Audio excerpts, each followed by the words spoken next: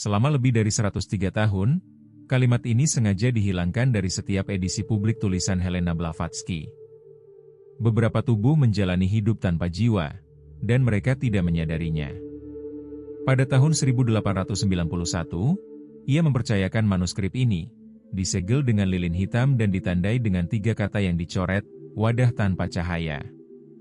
Arahan itu jelas, jangan mengungkapkan ini selama umat manusia masih percaya bahwa setiap orang adalah manusia. Dokumen itu disembunyikan di dalam kotak kayu jati, diamankan oleh sistem penguncian yang membutuhkan 3 kunci terpisah, masing-masing dipegang oleh penjaga yang berbeda di dalam masyarakat teosofi. Bahkan mengakui keberadaannya pun dilarang, kecuali bagi lingkaran dalam para inisiat yang telah melampaui tingkat ke-7 pelatihan esoterik. Namun apa yang diuraikan Blavatsky di halaman-halaman terakhir mengubah segalanya, terutama cara Anda menatap mata orang-orang di sekitar Anda. Wahyu yang terkandung dalam lembaran-lembaran yang menguning itu menerangi fenomena yang masih sulit didefinisikan oleh psikologi modern. Kekosongan aneh yang kadang-kadang Anda rasakan saat bertemu dengan orang-orang tertentu. Kesan yang meresahkan bahwa sesuatu yang penting hilang di balik tatapan mereka. India Britania, musim dingin 1891. Saat hujan monsun menghantam jendela kediamannya di Adyar, Helena Blavatsky mendiktekan teks terakhirnya kepada seorang murid yang setia. Karya itu tidak pernah dirilis.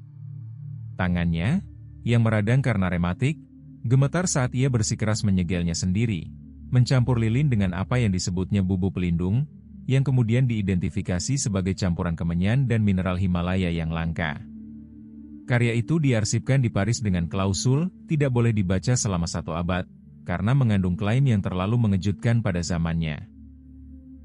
Ada makhluk yang berfungsi, tidak dapat dibedakan dari manusia, yang tidak pernah memiliki jiwa.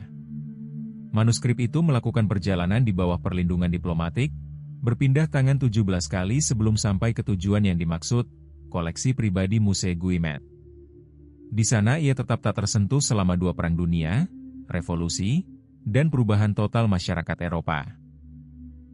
Para penjaganya mewariskan tugas perlindungan tersebut dari generasi ke generasi. Banyak yang tidak menyadari apa yang mereka jaga, hanya saja itu harus tetap tersegel. Tanda-tanda untuk mengidentifikasi individu-individu tanpa jiwa ini baru diuraikan pada tahun 1994, ketika seorang restorator secara tidak sengaja membuka amplop tersebut.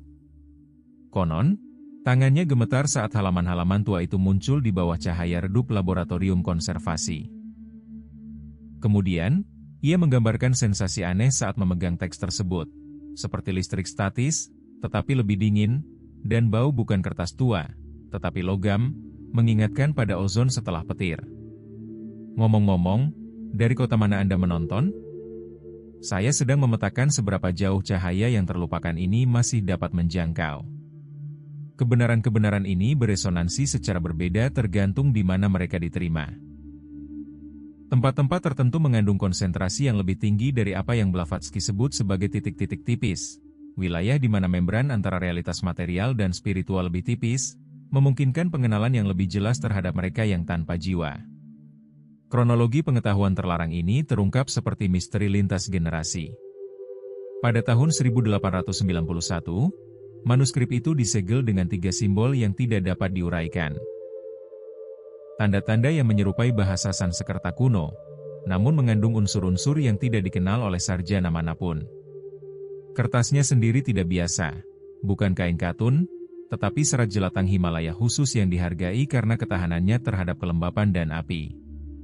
Pada tahun 1904, manuskrip itu dikirim ke London untuk analisis okultisme, meskipun tetap tidak dibuka, diedarkan dengan hati-hati di antara para penjaga kebijaksanaan esoteris yang takut melanggar perintah pendirinya. William Butler Yeats, yang saat itu berafiliasi dengan Golden Dawn, mencatat dalam buku harian pribadinya bahwa ia melihat sekilas peringatan terakhir Madame B selama kunjungan ke arsip pribadi. Ia menggambarkannya sebagai sesuatu yang memancarkan ketidaknyamanan, bahkan melalui segelnya, dan dilarang untuk menyentuhnya.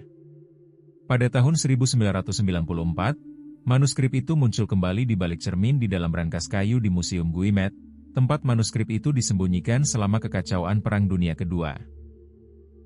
Cermin itu sendiri sangat penting. Obsidian yang dipoles, yang telah lama digunakan dalam ramalan dan ritual perlindungan. Brankas itu tidak memiliki lubang kunci yang terlihat dan hanya terbuka ketika terkena urutan frekuensi cahaya yang tepat, yang ditemukan secara tidak sengaja selama renovasi.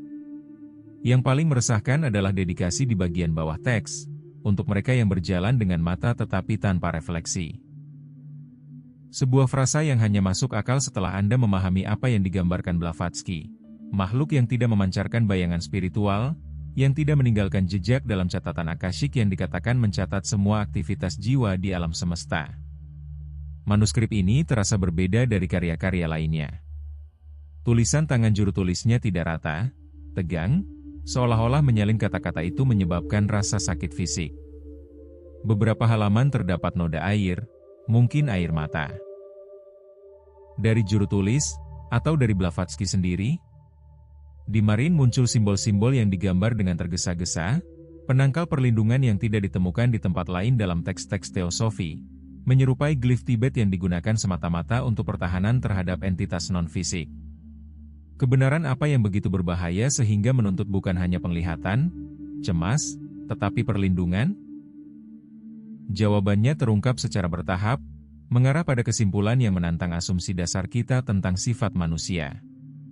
Pengamatan serupa muncul sepanjang sejarah, dari tulisan-tulisan Weda kuno hingga Grimoire abad pertengahan yang samar. Semuanya menunjukkan kemungkinan yang sama yang mengganggu, bahwa di antara kita terdapat makhluk yang tampak sepenuhnya manusia, namun kekurangan percikan ilahi yang mendefinisikan kemanusiaan sejati.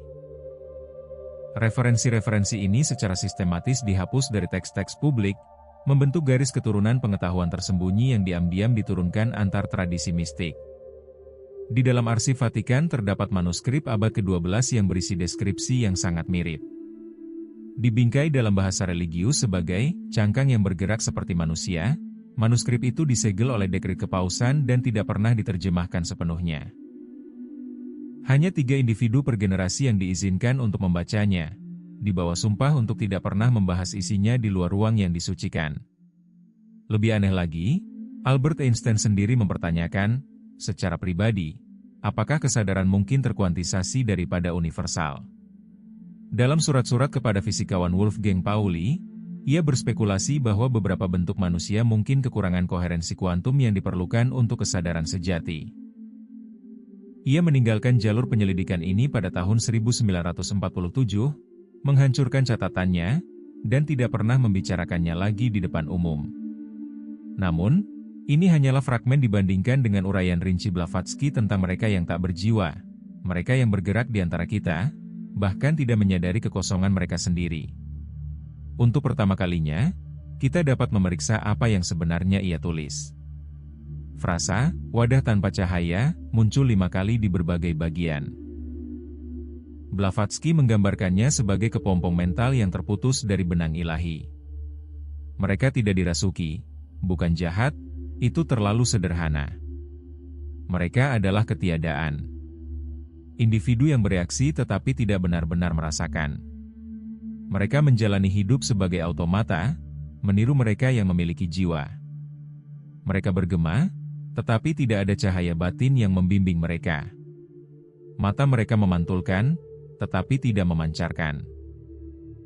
Nadanya menjadi klinis, hampir terlepas, saat ia mendokumentasikan ciri-ciri fisik, berkedi pada interval tetap tanpa memperhatikan rangsangan, pupil melebar secara mekanis daripada emosional, suhu tubuh secara konsisten sedikit lebih rendah dari rata-rata. Ini lebih terasa seperti catatan lapangan tentang spesies yang baru ditemukan daripada mistisisme. Ia mencantumkan ciri-ciri perilaku. Ketidakpekaan emosional, ketidakmampuan untuk merasakan keindahan tanpa isyarat sosial, kekosongan aneh saat membahas kenangan masa kecil. Tanyakan kepada mereka tentang ingatan terawal mereka, sarannya, dan amati bagaimana mereka membangun daripada mengingat. Berhenti sejenak untuk menghitung apa yang seharusnya diingat, lalu mengarangnya sesuai dengan itu. Yang paling mengganggu adalah perkiraannya bahwa makhluk-makhluk ini mencakup antara 17 dan 23% dari populasi, angka yang diperoleh dari pengamatan di 5 benua dan dikuatkan oleh orang-orang sensitif lainnya. Mereka lebih banyak ditemukan di kota-kota, catatnya, di mana kecepatan dan kebisingan kehidupan mekanis mengaburkan perbedaan mereka. Jika ini nyata, Ada orang-orang di dekat Anda yang tidak akan pernah mengalami belas kasih sejati. Bukan karena pilihan, tetapi karena ketidakmampuan. Mereka mungkin menunjukkan empati dengan meyakinkan, bahkan unggul dalam ritual sosial kepedulian, namun resonansi mendalam yang menghubungkan penderitaan orang lain dengan keberadaan diri sendiri tetap tidak dapat diakses oleh mereka. Ketika saya pertama kali membaca bagian-bagian ini, saya merasakan dinginnya pengakuan. Bukankah kita semua pernah merasakan kekosongan aneh itu pada individu-individu tertentu? Ketidaksesuaian yang aneh antara kata-kata, tindakan, dan emosi yang seharusnya mereka sampaikan, lembah aneh interaksi manusia. Psikologi mungkin menyebut ini psikopati atau sosiopati. Blavatsky menggambarkan sesuatu yang lebih mendasar, bukan jiwa yang rusak, tetapi sama sekali tidak ada jiwa. Indikator kedua terletak pada mimpi, atau ketiadaan mimpi. Blavatsky mengklaim bahwa mereka yang tidak berjiwa tidak bermimpi, atau bermimpi tanpa gambaran, wajah, atau suara. Seluruh bagian merinci pola tidur yang ditandai dengan kekosongan, tidak ada simbol, tidak ada ingatan, tidak ada pemrosesan bawah sadar. Dia bahkan menyertakan ilustrasi pola gelombang otak yang direkam menggunakan elektroda primitif rancangannya sendiri. Dalam tidur yang sebenarnya, tulisnya, jiwa melakukan perjalanan dan mengingat sifatnya di luar tubuh. Mereka yang tanpa percikan ilahi hanya beristirahat dalam kegelapan. Mereka menutup mata dan tidak melihat apapun. Tanyakan kepada mereka tentang mimpi mereka dan mereka akan menciptakan narasi berdasarkan apa yang menurut mereka seharusnya mereka alami. Pagi mereka sangat mengungkapkan, tidak ada disorientasi singkat yang menyertai kembalinya jiwa ke tubuh. Dalam eksperimen yang dilakukan di India, subjek yang dicurigai tidak memiliki jiwa menunjukkan pernapasan teratur selama tidur, tetapi tidak ada aktivitas rem atau ekspresi wajah yang terkait dengan mimpi. Saat terbangun, mereka tidak melaporkan apapun, seolah-olah kesadaran telah mati dan kemudian hidup kembali. Satu eksperimen dari tahun 1890 mengikuti 5 subjek sepanjang malam.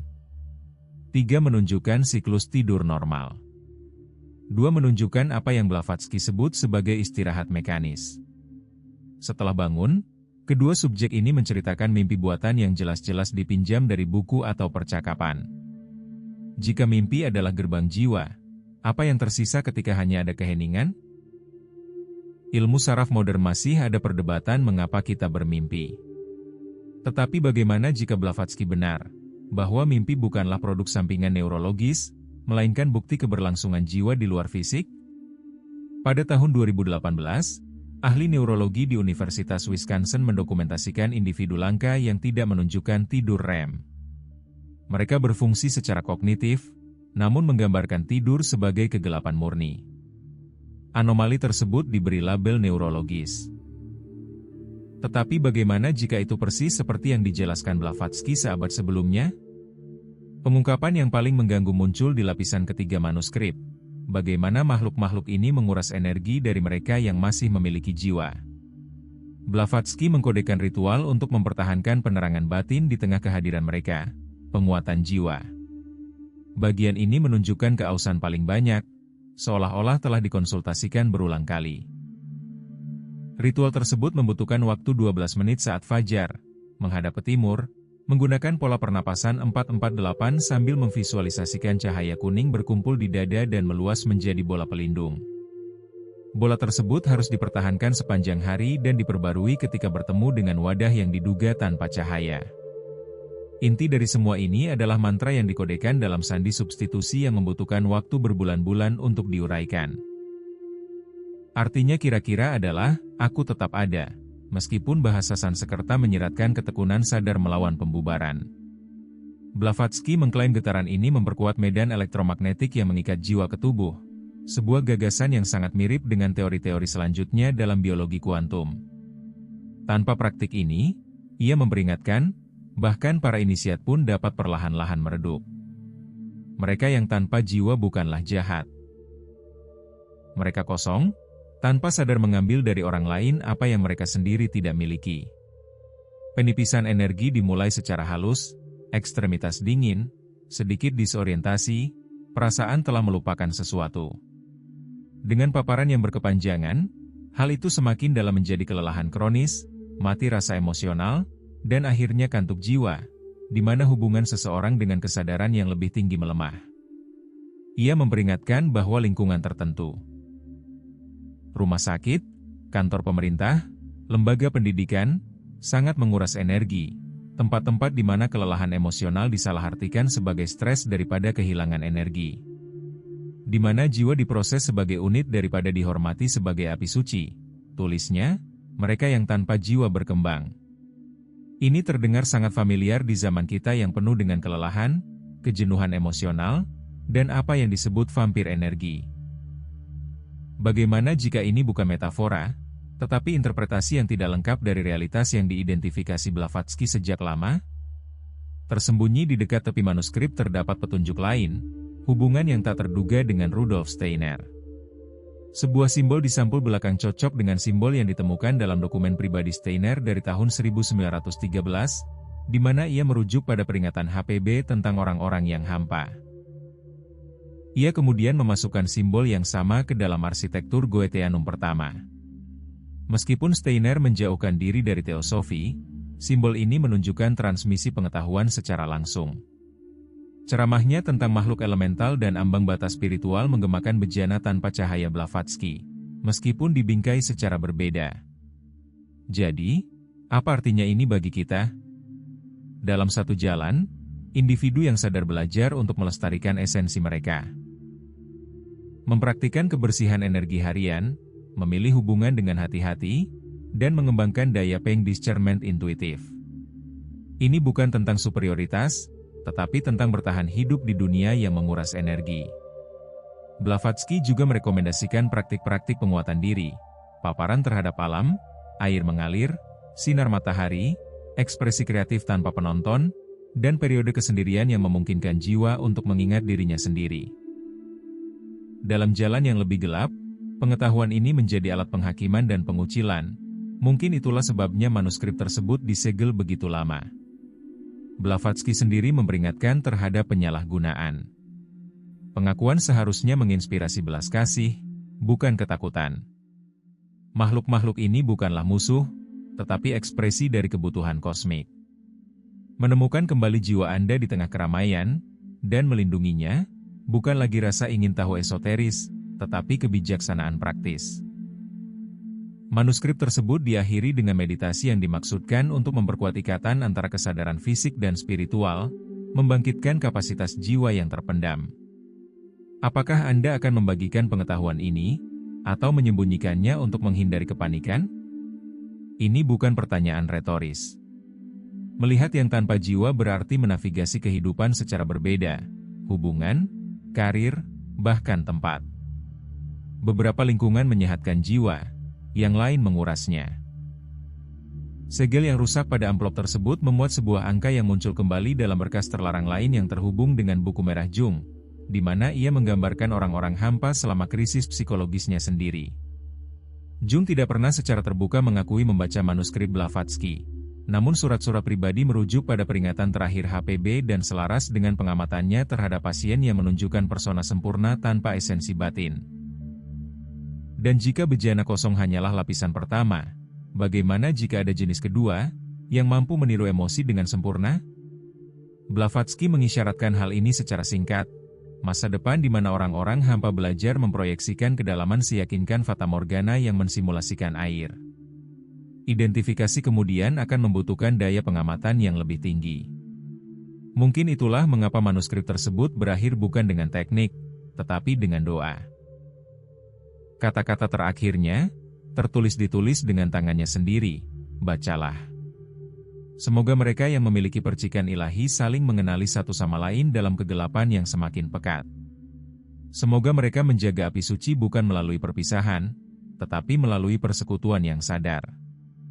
Karena suatu zaman akan datang ketika cahaya itu sendiri harus mempelajari cara-cara baru untuk bersinar. Jika ini beresonansi dengan sesuatu yang telah Anda rasakan tetapi tidak dapat Anda ungkapkan, Anda tidak sendirian. Sukai, berlangganan, dan bagikan dengan mereka yang masih merasakan, sebelum dunia menjadi bisu secara batiniah. Pengakuan Anda bukanlah kebetulan. Ini menunjukkan jiwa yang cukup bersemangat untuk memahami perbedaan-perbedaan ini. Dalam episode kami berikutnya, Einstein dan perhitungan rahasia frekuensi minimum yang diperlukan untuk menjaga jiwa tetap aktif. Persamaan tersembunyinya, mengapa ia menghancurkannya, dan hubungan antara medan kuantum dan tubuh halus. Ingat, kebenaran tidak selalu berteriak. Terkadang hanya berbisik kepada mereka yang siap mendengarkan.